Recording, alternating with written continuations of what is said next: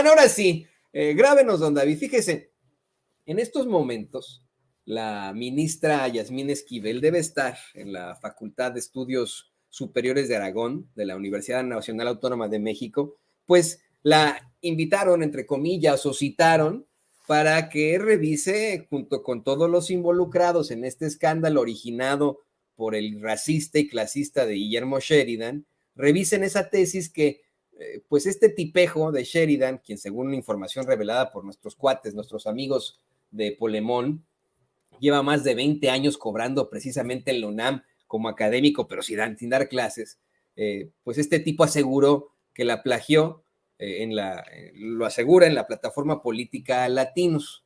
En estos momentos debería estar, pues vamos, declarando, revisando, siendo citada por las autoridades de la máxima casa de estudios. Ahora, eso pues es previo ante una decisión que tomará precisamente la Suprema Corte de Justicia en unos cuantos días. Ya en 2023, la Suprema Corte de Justicia de la Nación determinará a su nuevo ministro presidente, el hombre o la mujer, el letrado o la letrada, que estará pues precisamente teniendo a su cargo la presidencia del cuerpo judicial más importante de México. Y pues en este escándalo que se genera desde Latinos, que encabeza a Carlos Loret de Mola, los montajes, por supuesto, o el muy misógino de Víctor Trujillo, en este montaje se ha planteado una y otra vez que es para evitar que la ministra Yasmín Esquivel se convierta en la ministra presidente de ese cuerpo judicial, ¿no? Así de sencillo, de la Suprema Corte de Justicia de la Nación. Porque, y esto lo dio a conocer el presidente López Obrador, los del Reforma, los del Universal, quieren que quede el ministro más rico que existe, el ministro más rico que tiene precisamente la Suprema Corte. El presidente López Obrador no dio a conocer de quién se trataba, ¿no? Lo dejó así como para entrever, nunca dijo de quién iba ni nada, dijo, ustedes que son mirones profesionales, chismosos profesionales como periodistas, ustedes investíguenlo. Y pues empresario de los medios de comunicación, ya sabe usted, que se llama, ¿cómo se llama este cuate? Mi querido don David, que es muy infame, se me fue su nombre, Federico Arreola, otro de esos personajes que desafortunadamente tenemos que soportar en los medios tradicionales, pero que es lo que difama a él, ¿no? Definitivamente, él no, digamos, es de los que ataca a los compañeros periodistas independientes, pero bueno, pues él nunca ha podido sostener que sea periodista, que obtenga, trate, interprete con rigor o difunda información. Bueno, pues este cuate que sí está al nivel de los más ricachones de los ricachones, que es parte de ellos, que es cuate de ellos, que va a los mismos restaurantes que ellos, aseguró en una columna recientemente que se trataba del ministro, de nada más y nada menos, el ministro, ahora le voy a decir cómo se llama, porque todos estos tienen nombres de súper alto pedorraje, ¿no? Tienen como 70 apellidos, ¿no? Ministro Fernández de la Rioja, de la Parra y Góngora, Aramburuzabala, bla, bla, bla, ¿no? Bueno, pues este cuate se llama Alfredo Gutiérrez Ortiz Mena, ¿no? Alfredo Gutiérrez Ortiz Mena, el ministro que según Federico Arreola es el más rico de los que tenemos ahí en la Suprema Corte de Justicia. Y según nuestro queridísimo amigo Ricardo Sevilla, pues es cliente de lujo de dos grandes diarios, los diarios que lo protegen, el Universal y Reforma. Y por eso le damos la bienvenida ahora a nuestro queridísimo Ricardo Sevilla, ya sin más preámbulo, sin más introducción, para que nos hable de estos hallazgos que ha hecho con pruebas, con datos duros, con el recabado de sus fuentes. Mi querido Ricardo, pues muy bienvenido aquí a Sin Censura. Qué gusto me da verte, qué gusto estar platicando aquí contigo.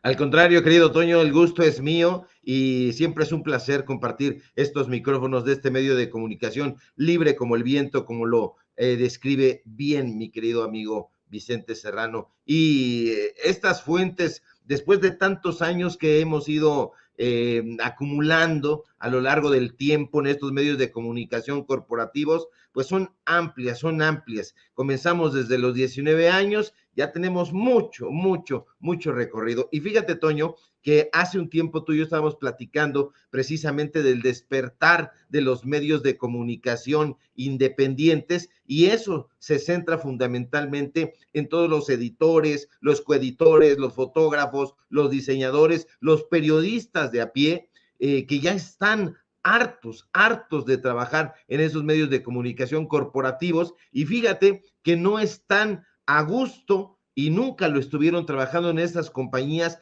que, lejos de hacer periodismo, se dedican a cuidar el negocio del patrón. De hecho, la mayoría de los periodistas nunca ha estado a gusto en esa clase de compañías disque periodísticas que le pertenecen, la mayoría, a muebleros y a usureros. Pero hoy, querido Toño, ya puede sentirse en el ambiente que pues estos personajes ya están muy incómodos con la gente que está trabajando en las redacciones. Ya puede sentirse en el ambiente el hartazgo de muchos compañeros y compañeras, y el trabajo que estamos realizando en esta clase de espacios, me atrevo a decirlo, está motivando a que los compañeros, a que las compañeras periodistas nos busquen para denunciar con datos duros qué está ocurriendo, qué continúa sucediendo en los longevos y añejos medios de comunicación. Y eso nos alegra, Toño, porque eso quiere decir que medios como el Reforma, el Excelsior, el Universal, están al borde del colapso, y están al borde del colapso porque los periodistas que trabajan ahí ya están abriendo los ojos y están revelando las corruptelas en esos lugares. Y si usted se preguntaba, ya para entrar en materia, ¿por qué el periódico Reforma y el periódico El Universal defienden tanto a este magistrado que, de acuerdo con lo que presentas, habrá dicho también a mí también se me olvida su nombre, el de SDP, ¿no? Federico Arreola. Federico Arreola, exactamente, es que ha de ser, es mezquinón, Federico Arreola es bastante mezquinón y se nos olvida su nombre. Bueno, de acuerdo con Federico Arreola, este sujeto que está usted viendo en su pantalla, pues Alfredo Gutiérrez Ortiz Mena sería el magistrado más rico que está en la Suprema Corte de Justicia de la Nación, y sería el candidato de la oposición para presidir esa corte, la corte, como tú bien dices, es el máximo tribunal de México. Y unos amigos que trabajan en esos medios de comunicación nos buscaron ya muy enojados, muy exasperados, y nos dijeron que por qué están defendiendo en estos medios de comunicación a este magistrado. Pues bueno, eso se debe a que el ministro es un gran cliente. Imagínate, es tan buen cliente el magistrado Ortiz Mena, que si moría la abuelita, estos sicarios de la pluma corrían inmediatamente para buscarlo y venderle una esquela al ministro. Así lo está usted viendo en su pantalla. Y nos metimos a Transparencia, encontramos esta información y adicionalmente le agregamos nosotros las facturas, la factura del Reforma, que conforma parte de un tinglado de medios de comunicación, que es El Norte, El Mural y justo el Reforma. Una factura por 45,549 pesos masiva, que da un total de 52,836 pesos que pagó la Suprema Corte de Justicia por el fallecimiento en 2016 de la abuelita del magistrado.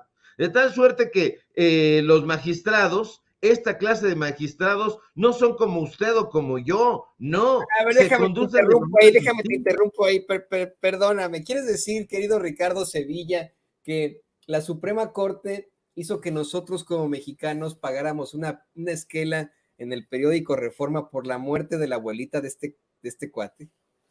Así es, y no solamente en el Reforma, o sea, no son como nosotros, Toño. Es decir, si muere nuestra abuelita, que en mi caso pues ya sucedió en las dos ocasiones, pues no se conforman con llorarla en lo privado, con tener luto, el luto humano, como le llamaba el gran José Revueltas, no se conforman con eso, quieren que los medios de comunicación se enteren y bueno, uno diría, pues está perfecto, que ellos paguen una esquela, está muy bien, allá ellos y sus gastos, pero no, en este caso, como lo está usted viendo en su pantalla, esta factura está siendo emitida por la Suprema Corte de Justicia de la Nación. La Suprema Corte con dinero público pagó esta esquela en ese periódico, pero no solamente fue ahí, también en el periódico Universal pagaron otra esquela que está usted viendo justo en este momento en su pantalla, un pago que le hacen por 19,926 pesos más IVA, que da un total de 23,114 pesos, es decir, más de 70,000 pesos, poquito más de 75,000 pesos por estas esquelas. Ahora, aquí usted dirá, a lo mejor no es tanto el dinero para ellos, en efecto, serían cacahuates, pero eso revela, Toño, público memorioso, cómo estos personajes compran prensa, compran espacios y lo hacen no con su dinero, tienen unos sueldazos, más de 200,000 pesos se meten mensuales, pero no gastan un ápice, no gastan un peso partido por la mitad y todo, vales de despensa, gastos de representación, viajes, viáticos y ahora hasta esquelas porque murió la abuelita, pagan estos ministros y justamente por eso en estos medios de comunicación conviene y conviene mucho que queden estos perfiles. ¿Por qué? Porque son dispensiosos con el dinero. A ellos no les cuesta, entonces dicen, bueno, que pague la Suprema Corte de Justicia. Oiga, magistrado, es dinero del pueblo, no importa, porque lo que importa es que no es mi dinero. Aquí está usted viendo el edificio sede, donde se dan cita estos personajes. Hay unos perfiles que valdría muchísimo la pena investigar, porque ahora que Guillermo Sheridan Prieto, este personaje que vive en Seattle y no trabaja en el Instituto de Investigaciones Filológicas, como ya documentamos en un par de reportajes y como también documentó César Huerta en Polemón, pues bueno, este sujeto está muy enojado porque es un cazador virulento de plagiarios, pero no se enoja cuando él se roba, cuando él presenta un libro pirata. Presentó un libro pirata con la ayuda de Editorial Siglo XXI y ahí sí nadie dice nada. Esto debería estar en las portadas, por lo menos de la sección cultural del periódico El Universal, del periódico Excelsior, del periódico Reforma, pero no lo van a sacar ahí y van a decir, Guillermo Sheridan se apropió de los derechos de autor de Octavio Paz que le pertenecen al DIF. No lo van a hacer, no les importa que hayan publicado un libro pirata que debería ser un delito muy grave y con la anuencia de Letras Libres, de la misma editorial, por supuesto de los editores de la famosa Zona Paz. No, a ellos no les interesa eso, les interesa denunciar a los opositores y a quienes ellos suponen, infieren, sería la candidata del presidente López Obrador para presidir la Suprema Corte de Justicia de la Nación. Esto, querido Toño, público memorioso, obliga a que hagamos una revisión de todos los perfiles de los magistrados para ver, como medio de comunicación, pues cuáles son los mejores perfiles para presidir, porque valdría mucho la pena saber cuánto han gastado, a dónde han viajado, si se les han pagado esos viáticos, esos vuelos, qué es lo que han hecho, porque yo no veo a los editores ponerse las pilas y decir, vamos a hacer retratos hablados, hoy vamos a sacar el retrato de la primera sala, los retratos de la segunda sala, vamos a sacar los retratos de los 10 magistrados y que la gente evalúe cuál es el mejor perfil para que se vaya tomando una posición muy clara. No están haciendo eso, están impulsando subrepticiamente a este candidato, que es Alfredo Gutiérrez Ortiz Mena, que ya dijimos que proviene de una tradición de terratenientes que tenían presencia desde la colonia en este país, trataron esclavos, hay biografías al respecto. El abuelo todavía ganó la medalla Belisario Domínguez, se la entregaron en el gobierno calderonista. Entonces hay que tener mucho cuidado con quién estamos tratando. Calderón premia al abuelo, trabaja con este magistrado, lo propone de hecho a la Suprema Corte de Justicia de la Nación, de tal suerte que todo indicaría que se trata de un magistrado de corte calderonista, tal como lo fue en su momento en el tribunal también Reyes Rivera, este sujeto que amenazó al presidente López Obrador y que después dijo, bueno, le deseó la muerte, dijo, ojalá y alguien le dé cuello, y que después dijo, me hackearon, algo sucedió con mi cuenta. Entonces hay que tener mucho cuidado con eso y sobre todo informarse. Yo le doy a usted claves muy simples para que usted se informe y no se deje engañar.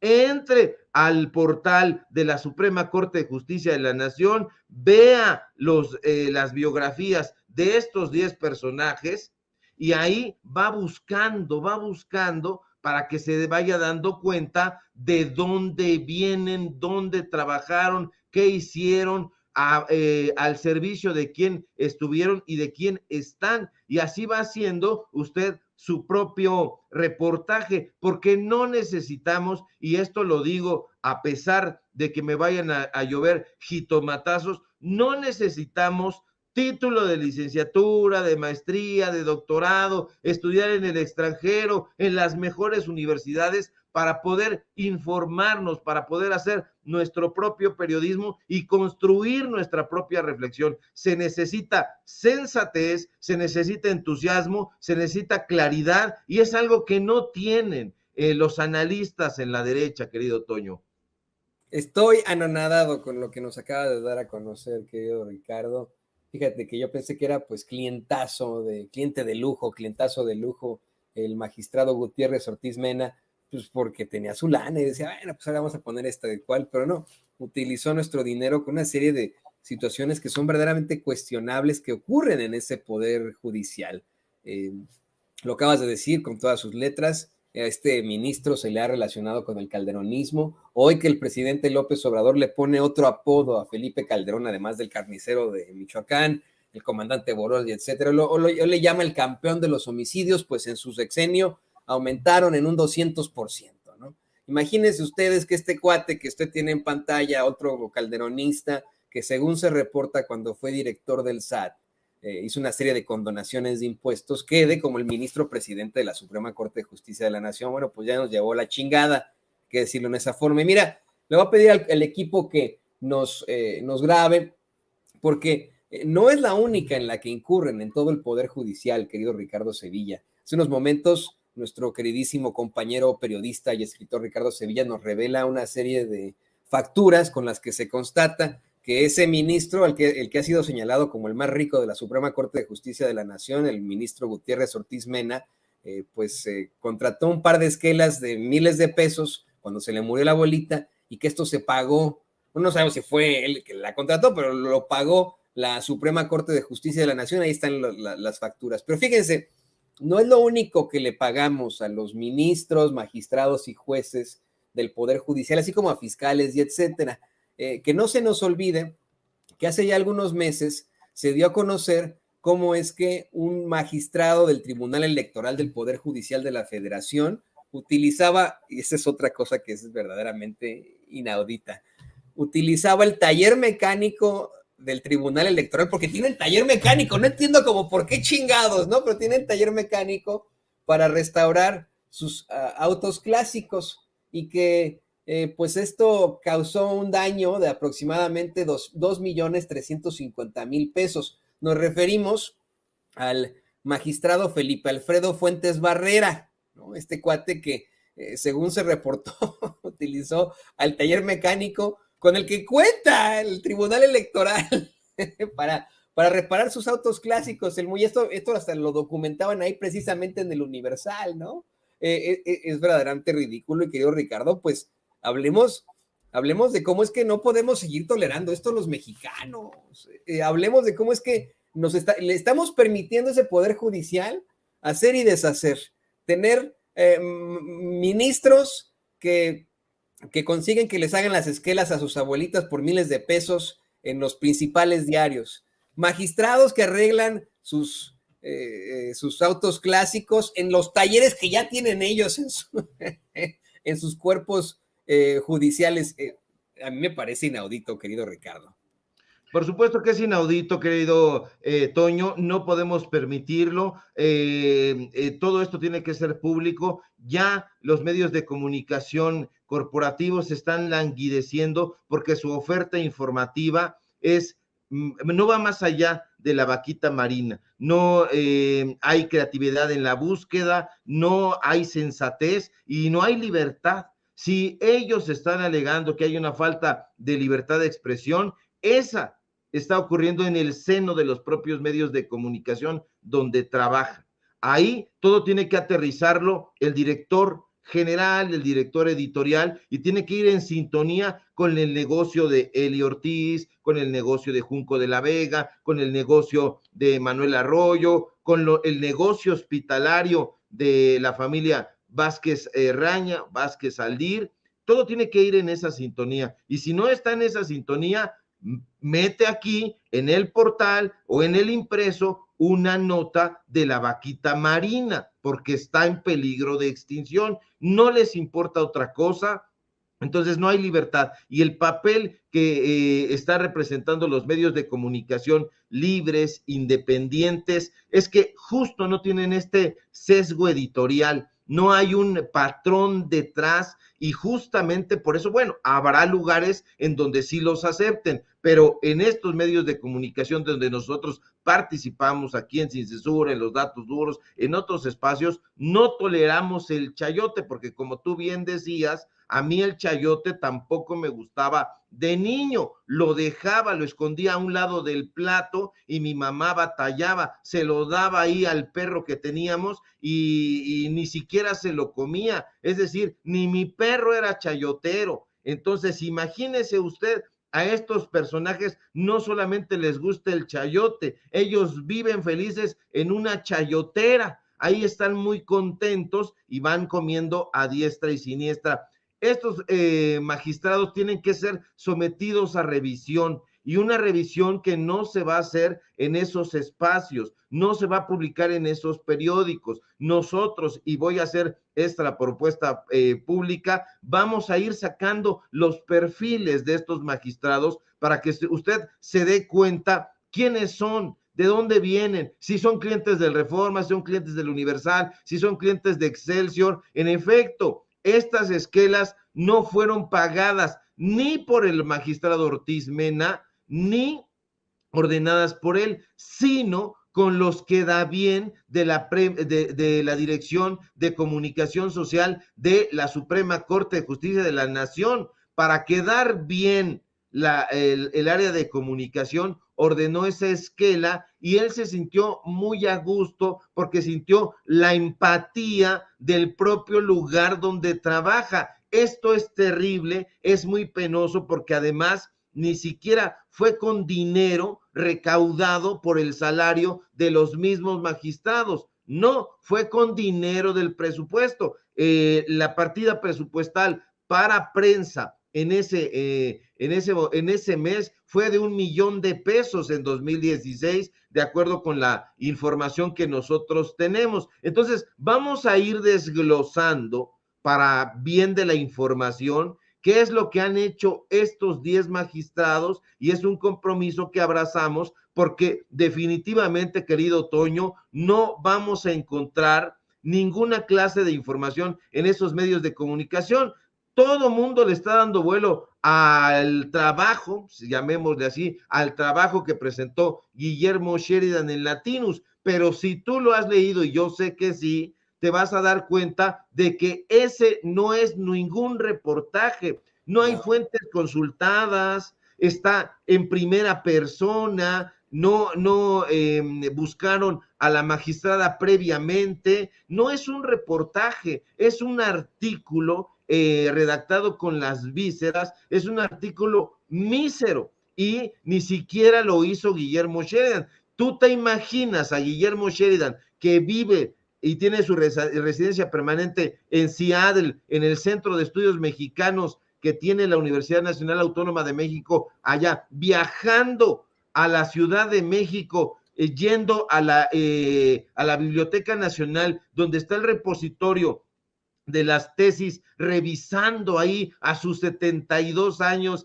estas tesis para ver dónde pesca a Yasmín Esquivel? Para nada, este personaje no lo hizo. Tienen un grupo de salameros, y perdón que los describa de esa manera, pero son un grupo de salameros, aspirantes a investigadores en la UNAM, que hacen todo lo que les pidan estos sujetos. Tienen secuestrada el Instituto de Investigaciones Filológicas, tienen secuestrada la Facultad de Filosofía y Letras, tienen secuestrada prácticamente la torre de rectoría en puestos muy clave. Ahí están estos personajes, tienen secuestrada la Academia Mexicana de la Lengua, donde está Jaime Labastida Ochoa, el hermano de Francisco Labastida Ochoa, donde está Adolfo Castañón, donde está Guillermo Sheridan, en la propia Academia Mexicana de la Lengua está la hermana de Guillermo Sheridan, cuando no es lingüista, no es escritora, no es filósofa. Tienen secuestrado el Colegio Nacional, donde está Gabriel Said, donde está el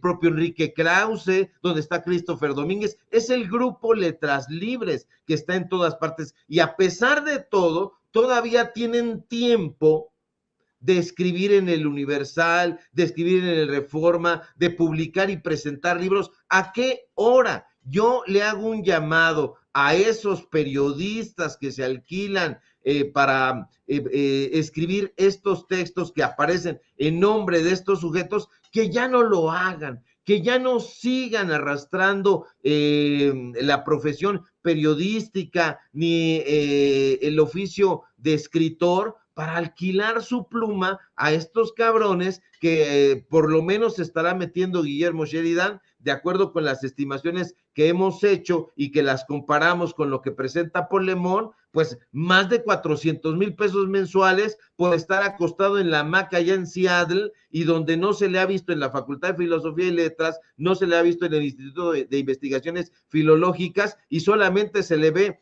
en la FIL de Guadalajara, cuando lo lleva de la mano Enrique Krause y le dan allá un premio Raúl Padilla. Esa es la clase de personajes que tenemos como intelectuales, y son justamente, querido Toño, a quienes tenemos que exhibir y hacerlo con puntualidad, con datos duros, con periodismo que sirva y entere a la gente.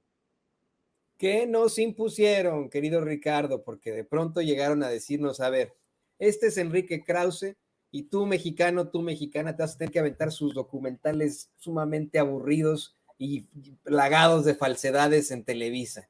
Llegaron y nos dijeron, este es Guillermo Sheridan, y tú mexicano, tú mexicana, te chingas y vas a tener que leerlo. Preguntamos, ¿quiénes son Krause? ¿Quién es Sheridan? ¿Quiénes son esos tipos, no? Pues son unos escritores ahí, y te chingas y los vas a leer, ni modo. Ese es tu problema.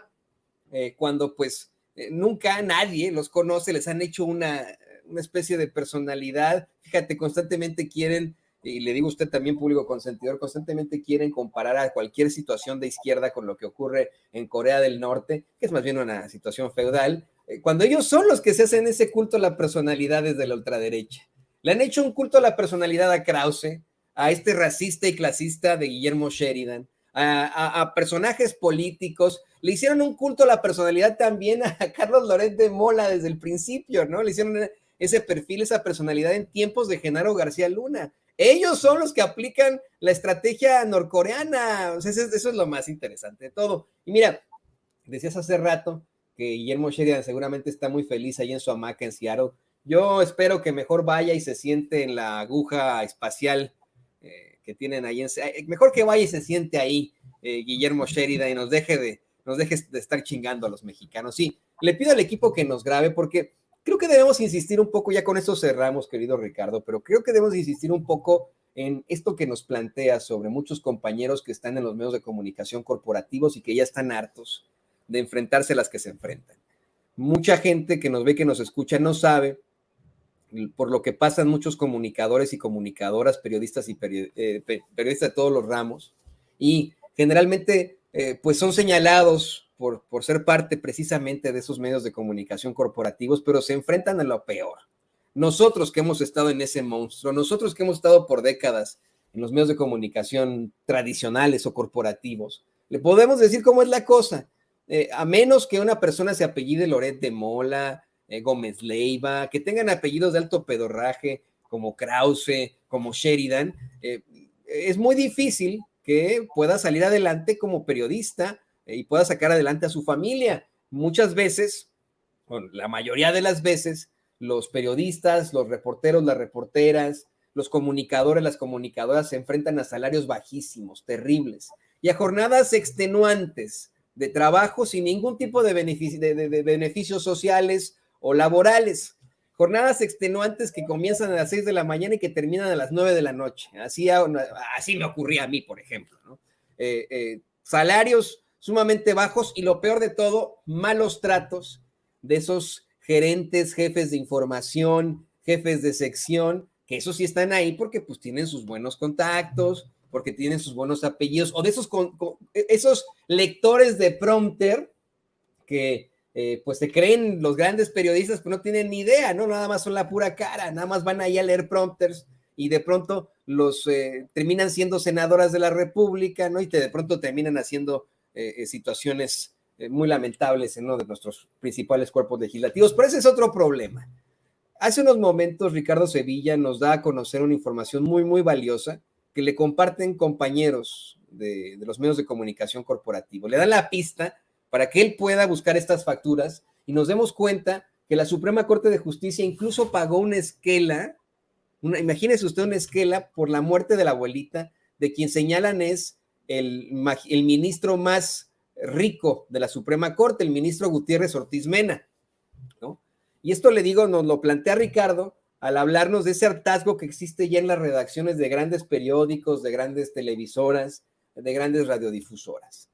Como un llamado a estos compañeros, pues quiero yo decirle a usted que nos ve, que nos escucha, que las redes sociales están abiertas para ellos, que nunca es tarde para decir me equivoqué, que aquí son bienvenidos, que nunca es tarde para aceptar y luchar por esa verdad con justicia. Hacer un llamado a que estos mexicanos y mexicanas que están en los medios de comunicación corporativos y que se enfrentan a lo peor de lo peor, se salgan y busquen la verdad con justicia, busquen su vocación, ese día que juraron ahí ante las universidades que iban a cumplir con la verdad y con la justicia, busquen la verdad con la justicia, que nada vale la forma en la que los tratan y que les hacen que les hacen decir lo que no quieren decir, como esto que planteaba Ricardo sobre los ghost writers, ¿no? Que tienen por ahí escribiendo las notas de Sheridan, de Krause y etcétera. Este es el momento para que ustedes salgan de ese barco completamente en llamas, querido Ricardo Sevilla. Los medios de comunicación corporativos en estos momentos son un barco, son un bote en llamas del que pues es el momento, creo, conveniente para abandonar. No sé qué opinas tú de esto. Sí, por supuesto, hay que salir ya de estos medios de comunicación que no están fundados por periodistas. En efecto, hace unos días platicábamos justamente que son pocos los medios de comunicación que son fundados y dirigidos por periodistas.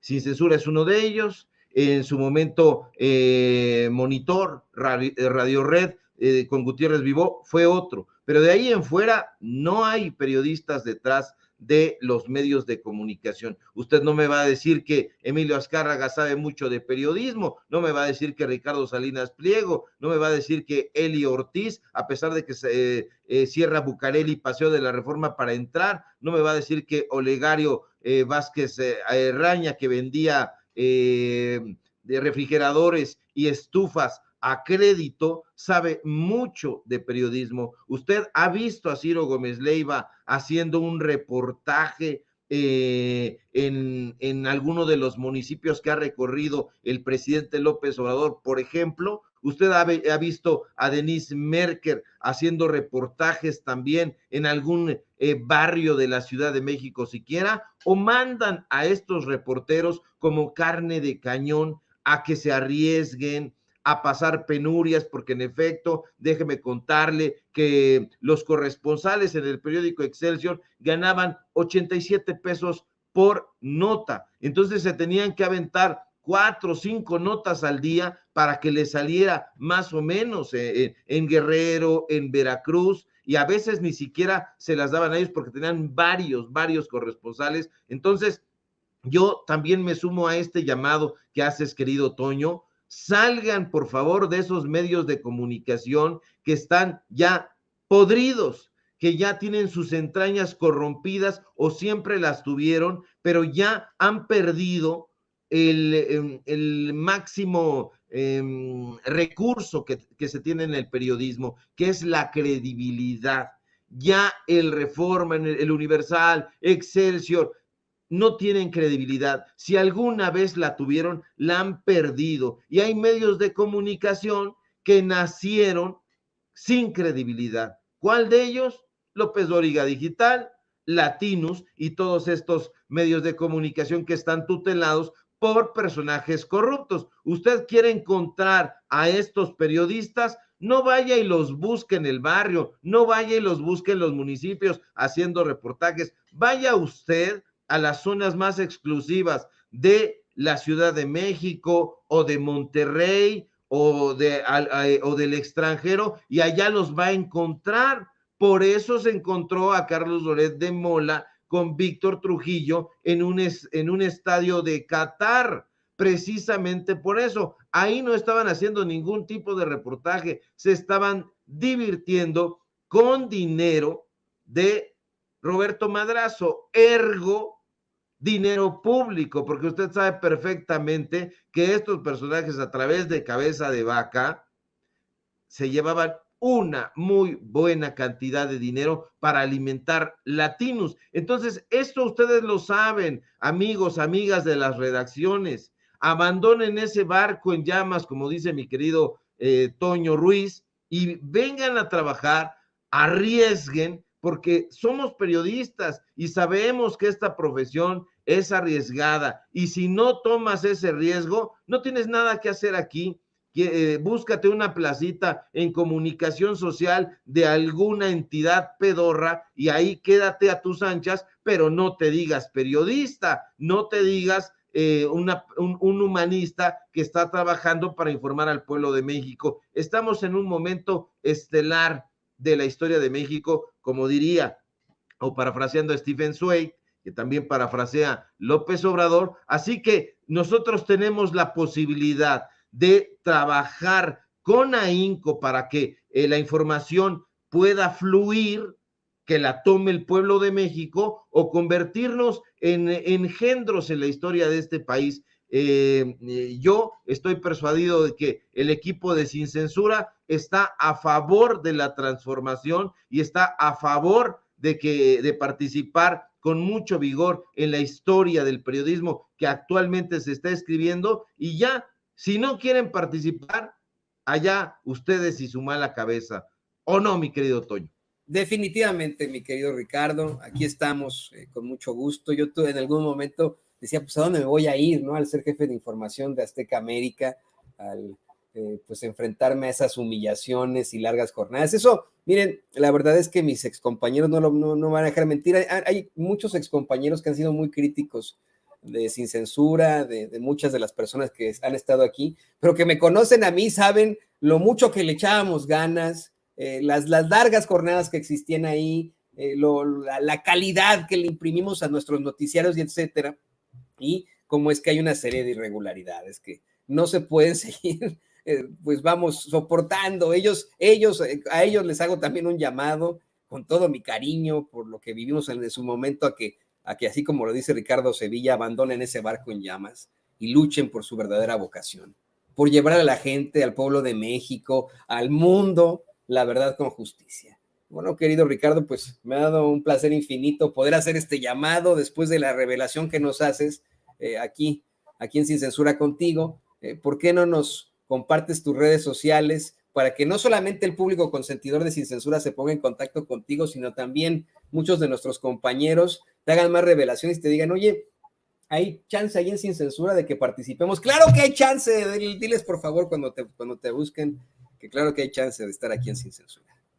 Claro que sí, querido Toño, y fíjate que nos están buscando cada vez más, nos están buscando de la UNAM y gente que tiene puestos importantes y que nos dice, vele por acá, vele por allá. Justamente en el tema de Sheridan, pues seguimos recaudando información, porque hay muchísimas cosas en el seno de esa universidad, de mi casa, académicamente hablando, pero que hay muchas cosas y siempre las hubo y las vamos a seguir revelando y las vamos a seguir revelando aquí en Sin Censura, en Los Datos Duros, en espacios estrictamente donde se practica el periodismo social, la verdad con justicia, como le llamas tú, querido Toño. Síganme, por favor, en mis redes sociales, en Twitter, @SevillaCrítico, en Facebook, Ricardo Sevilla, así nada más. Síganme en el portal de investigación Paralelo 24. Síganme, por favor, en el diario Basta. Hoy hablamos precisamente de Guillermo Sheridan. Vamos a compartir, no lo hemos compartido, pero ya está la columna ahí.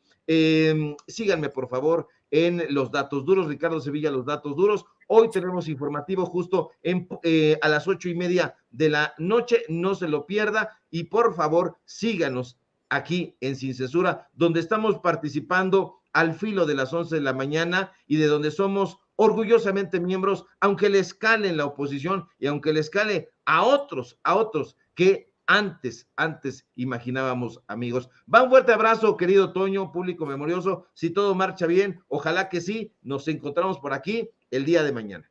Vamos con la fuerza del periodismo independiente, del periodismo libre e independiente que encabeza nuestro queridísimo Ricardo Sevilla, aquí en Sin Censura, a quien le agradecemos siempre que se conecte con nosotros. Y bueno, amigos, amigas, regresamos en breve, pero mientras seguimos hablando sin pelos en la lengua, Sin Censura, usted puede suscribirse a nuestros 3 principales canales en YouTube. Sin Censura Media, en donde tenemos más de 1,600,000 suscriptores, Sin Censura TV, en donde tenemos más de 1 millón de suscriptores, y en Sin Censura Presenta, en donde queremos llegar muy pronto a los 100,000 suscriptores. Si usted ya está inscrito en Sin Censura Media, suscríbase en Sin Censura TV. Si ya está suscrito en Sin Censura TV y Sin Censura Media, suscríbase a Sin Censura Presenta. Recuerde que es gratis, no tiene que sacar un solo centavo de su bolsillo para apoyarnos. Dele clic en la campanita para que los señores y señoras de YouTube envíen las notificaciones cuando estemos transmitiendo en vivo y en directo o estemos subiendo videos. También nos puede seguir en Twitter en @Vicente Serrano y hasta en Instagram. Ojo, también estamos en Instagram. Son nuestras redes sociales y con el apoyo de ustedes seguimos creciendo, porque con ustedes todo, sin ustedes nada.